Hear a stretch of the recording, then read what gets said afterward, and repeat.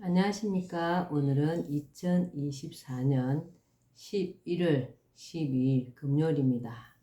네, 시간이 너무너무 잘 가네요. 오늘도 난세의 영웅 허경영을 아십니까? 96페이지부터 읽어보겠습니다. 죽음의 고비마다 나를 구한 힘. 몇 살 때였는지 기억이 나지 않지만 산에 나무를 하러 간 어느 날이었다. 솔방울을 따라 키 큰 나무에 올라갔다가 그만 발을 헛디뎌 나무에서 떨어지고 말았다. 그 순간 의식을 잃었는데 잠시 후 정신을 차리고 보니 복부 쪽에 길게 상처가 난 상태로 윗도리가 부러진 나뭇가지에 걸린 채 몸이 대롱대롱 매달려 있었다. 피가 나고 있었지만 상처는 다행히 그렇게 깊지는 않았다. 만약 나뭇가지에 걸리지 않고 그대로 땅에 떨어졌더라면 다리가 부러지거나 하여 심한 부상을 입었을 것이다. 나는 간신히 손을 뻗어 나무를 붙들고 옷을 나뭇가지에서 떼어낸 다음 나무에서 내려올 수 있었다. 9살 때는 솔방울을 한가만히 주워서 짊어지고 험한 절벽길을 아슬아슬하게 걸어 내려오는데 갑자기 돌풍이 불어 지게를 진 채 날아가 절벽 아래로 굴러 떨어졌다. 다행히 지게가 먼저 곤두박질 쳐서 몸은 크게 다치지 않았다. 몸이 먼저 돌에 부딪혔거나 지게에 깔리면서 내동댕이 쳐졌더라면 중상을 입거나 목숨이 위태로웠을 사고였다. 이 외에도 밭도릉에서 소에게 풀을 먹이던 중 소가 미끄러지면서 물고랑에 떨어져 뒤집힌 것을 두 손으로 일으키다가 소 밑에 깔려서 죽을 뻔하기도 했고, 산에서 풀을 베다가 풀 속에 숨어있는 독사를 풀과 함께 잡았다 물려서 정신을 잃고 2시간 만에 깨어나기도 했다. 또 몰고 가던 소가 벌집을 밟는 바람에 수백 마리의 벌이 날아와 나를 집중 공격한 적도 있었다. 그때 수백 미터를 도망가 개울물 속으로 뛰어들어갔지만 벌들이 옷 안에서 온몸을 쏘아 일주일 동안 사경을 헤매기도 했다. 우리 신이님이 죽을 고비를 엄청 많이 넘기셨네요. 서울에 와서도 나는 죽음의 문턱을 수없이 오르내렸다. 서울에 처음 와서 야간 중학교에 들어갈 학비를 마련하기 위해 남대문 시장에서 구두를 닦을 때였다. 하루는 영화 엑스트라로 출연하면 용돈을 벌 수 있다고 해서 도봉산에서 촬영하는 전쟁 영화의 엑스트라로 나갔다. 아군 복장을 하고 사은을 우르는 중이었는데 갑자기 내 얼굴 바로 앞에서 폭약이 폭발하는 게 아닌가. 몸이 10m쯤 하늘로 떴다가 땅에 곤두박질했다. 의식을 잃었음은 물론이다. 또 목사님 양 아들로 있을 때였다. 낮에는 원효로 사가에 있는 폐타이어 공장에 다니고 저녁에 야간 고등학교에 다녔는데 하루는 공장 마당에 높이 쌓아놓은 폐타이어가 갑자기 무너지면서 그만 그 밑에 깔리고 말았다. 사람들의 도움으로 간신히 빠져나오긴 했으나 중상을 입은 뒤였다. 이후 목사님의 소개로 서울역 부근에 있는 금반지를 만들어 수출하는 공장에 들어갔다. 금과 신주로 14K, 18K 등을 만드는데 여기에는 두 가지 금속과 청산가리를 넣고 끓여서 녹이는 과정이 있었다. 이 일을 내가 맡았는데 일을 하다 보면 청산가리 냄새를 맡지 않을 수 없었다. 오래도록 청산가리를 취급하다 보니 콧비를 쏟고 청산가리 냄새에 질식하여 죽을 뻔한 적도 수차례였다. 홍제동 판자촌 꼭대기에 천막을 치고 살던 야간 고등학교 3학년 시절에는 내복이 없어서 교복 밑으로 온몸에 신문지를 감고 추위에 떨며 잠을 잤다. 신문지를 감고 있으면 그나마 덜 추웠고 또 이가 생기지 않아 좋았다. 그런데 신문지를 감은 채 학교에 갔다가 체육시간에 친구들한테 들켜서 망신을 당하기도 했다. 그러던 어느 날 밤 천막 안에서 자는데 갑자기 배가 아프기 시작했다. 추위에 떨며 이를 악물고 고통을 견디다가 이틀 후 학교에 가려고 길을 나섰는데 길에서 의식을 잃고 쓰러지고 말았다. 눈을 떠보니 기독교 재단에서 운영하는 병원이었다. 맹장이 터져 이물질이 복막에 퍼진 상태로 시간이 너무 지나 복막염이 심해져 살기가 무척 힘든 상황이었다고 한다. 다행히 수술이 잘 되어 기적적으로 살아났다고 했다. 그런데 무료로 해준 수술이어서 3일밖에 병원에 머무르지 못하고 퇴원을 해야 하는 상황이었다. 이를 불쌍히 여긴 간호사들이 일주일만 더 입원할 수 있게 해달라고 병원 측에 호소하였지만 받아들여지지 않자 간호원들은 눈물을 글썽이며 다시는 천막 속에서 살지 말라며 돈을 모아 내 손에 꼭 쥐어주었다. 복막염 수술을 받고 퇴원한 뒤 한 달간 야간 학교를 쉬면서 155번 시내버스 정비공으로 잠시 일을 했었다. 늦은 시각 버스 운행이 끝나면 운전기사가 차 수리를 하고 내가 보조하는 일을 했다. 수리가 끝나면 한밤중이어서 잠은 버스 안에서 잤는데 추위를 면하기 위해 자동차 수리할 때 비추는 전등을 끌어안고 잤다. 그날도 나는 전등을 끌어안고 자다가 그만 전등 과열로 덮고 자던 모포와 시트에 불이 붙고 말았다. 불은 내 옷에까지 붙었고 버스 안은 연기로 자욱했다. 나는 불길과 연기 속에 죽을 뻔하다가 간신히 빠져나왔다. 어느 날은 타고 가던 차가 맞은편에서 달려온 차와 정면 충돌하는 사고가 일어났는데 나 혼자만 살아나기도 하고 명동의 빌딩 공사장에서 벽돌을 지고 빌딩 4층으로 올라가는 일을 하다가 2층에서 지게를 진 채 떨어져 의식을 잃은 적도 있다. 역시 고등학교 3학년 시절 학비를 마련하기 위해 청량리 위생병원에서 피를 뽑아 돈을 받는 매혈을 했는데 한 번 뽑는데 3,000원을 받았다. 그러나 그 돈으로는 등록금이 모자라 사흘간 3번을 연속 찾아가 피를 뽑다가 결국 위생병원 잔디밭에서 의식을 잃었다. 혼수 상태가 되어 죽음의 문턱까지 갔다가 이상한 현상에 의해 깨어났는데 잔디밭에 내가 누워있고 위생병원 안에 있는 교회에서는 저녁 종소리가 울려 퍼지고 있었다.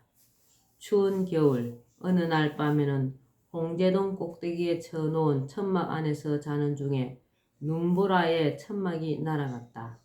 가서 그 천막을 찾아 헤매다가 절벽에서 떨어져 의식을 잃었으나 다리만 부러지고 살아나기도 했다. 이처럼 나는 죽을 고비를 참 많이 겪었으나 그때마다 사람들의 도움으로 목숨을 잇거나 그 무엇인가에 의해 기적적으로 살아나곤 했다. 나는 남을 구해주려다가 죽을 고비를 당한 적도 많다. 하루는 서울 흑석동에서 강남에서 의사로 일하는 한 교수와 그 어머니가 탄 택시가 다른 차와 정면 충돌한 사고가 일어난 것을 목격한 적이 있다. 이 사고로 두 사람 모두 큰 부상을 입은 채 의식을 잃고 택시 안에 방치되어 있었다. 그때 갑자기 그 택시에 불길이 일었다. 불길이 택시의 LPG 탱크 쪽으로 번지자 주변에 있던 많은 자동차와 사람들은 모두 도망을 쳤다. 흑석동 원불교회관 앞 삼거리에서 차를 몰고 가던 나는 그 광경을 보자마자 죽을 각오를 하고 택시 쪽으로 다가갔다. 여기저기서 택시가 폭발한다며 빨리 물러나라고 소리를 질렀지만 나는 차를 택시 옆에 세우고 안에 있던 사람들을 모두 내 차로 옮겨 태웠다. 그리고는 1.5km쯤 떨어진 강남 성모병원으로 차를 몰고 달려갔다. 응급실의 의사가 조금만 더 피를 흘렸더라면 모두 죽었을 거라고 하는 말을 들으면서 긴장이 풀린 나는 의식이 몽롱해졌다. 나의 이러한 구사 일생의 사건들은 나를 더 강하게 단련시켜 주었고 남의 고통을 좀 더 깊이 이해할 수 있도록 하였다. 타고나기를 남의 어려움을 그냥 지나치지 못하는 성격이기도 하지만 내가 직접 겪어온 고통과 죽음 직전의 체험은 다른 사람의 고통을 공감하고 그들을 도와주고자 하는 행동의 원동력이 되었다. 내게 큰 영향을 주었던 새 여인. 나는 버스 정비공으로 일하다 다시 천막으로 돌아왔으나 아직 몸이 완전히 회복되지 않은 상태였다. 그런 몸으로 천막 안에서 살다 보니 점점 배가 부어오르고 아픈 증상이 나타났다.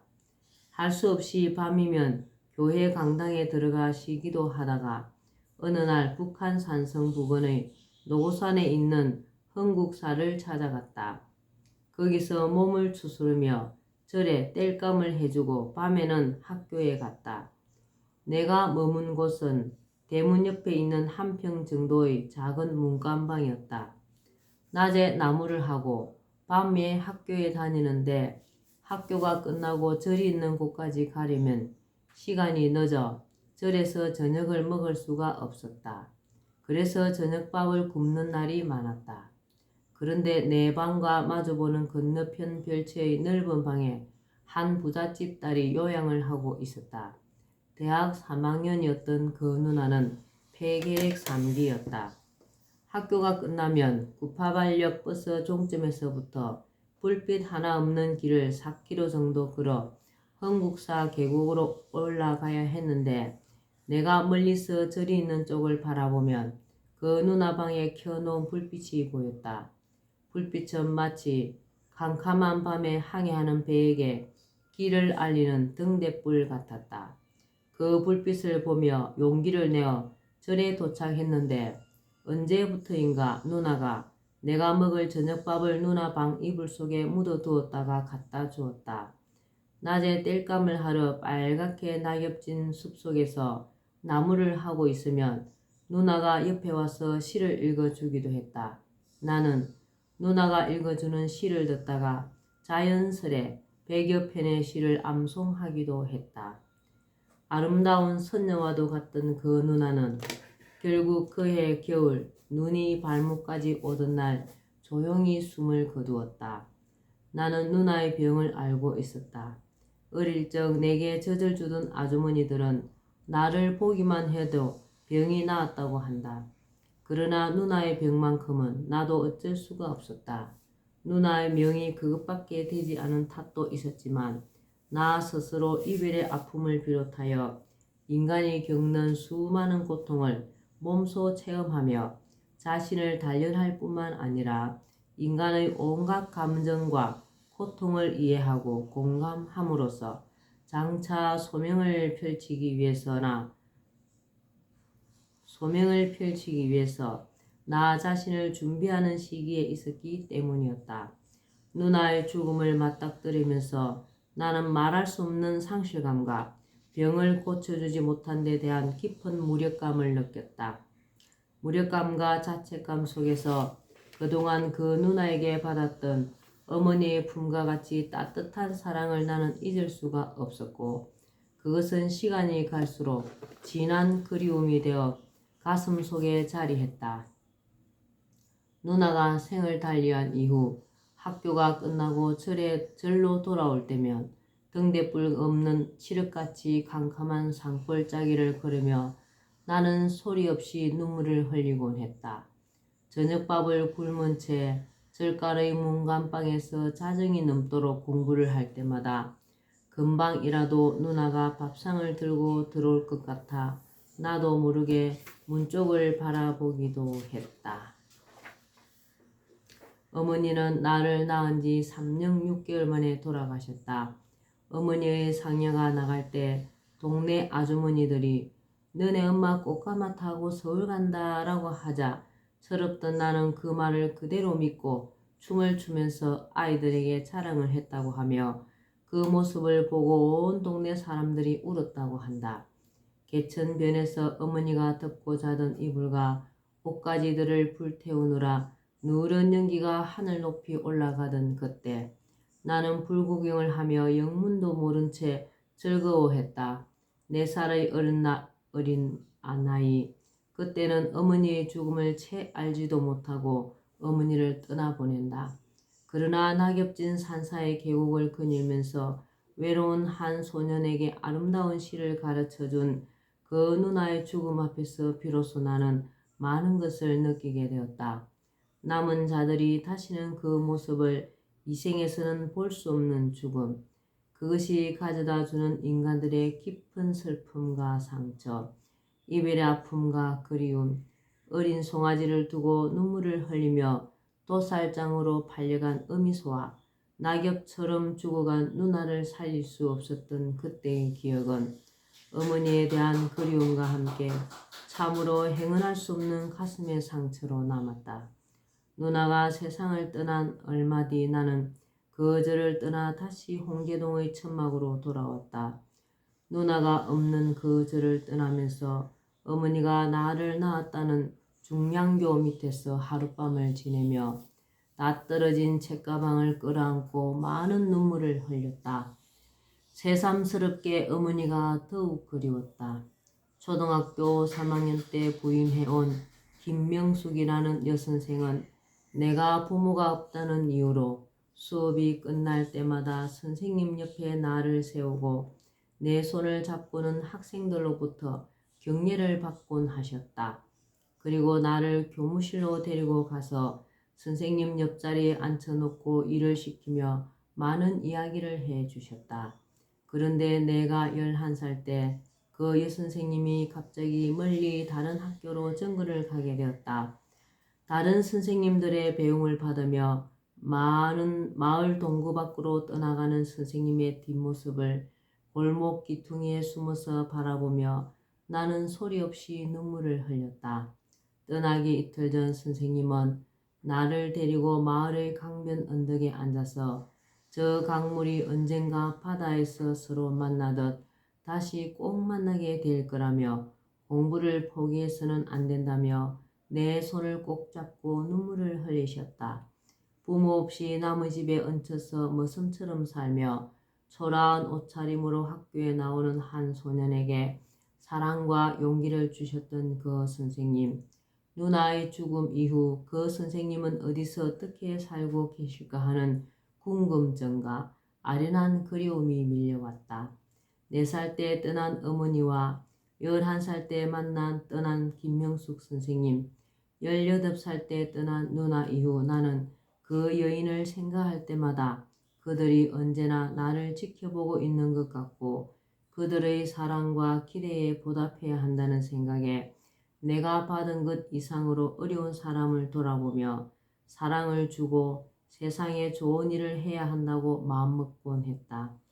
청소년 시절까지 이러한 여러 경험은 내게 있어 장차 내가 해야 할 사명을 이룰 수 있는 준비로서 인간이 겪을 수 있는 모든 것을 겪도록 예정된 과정이었다.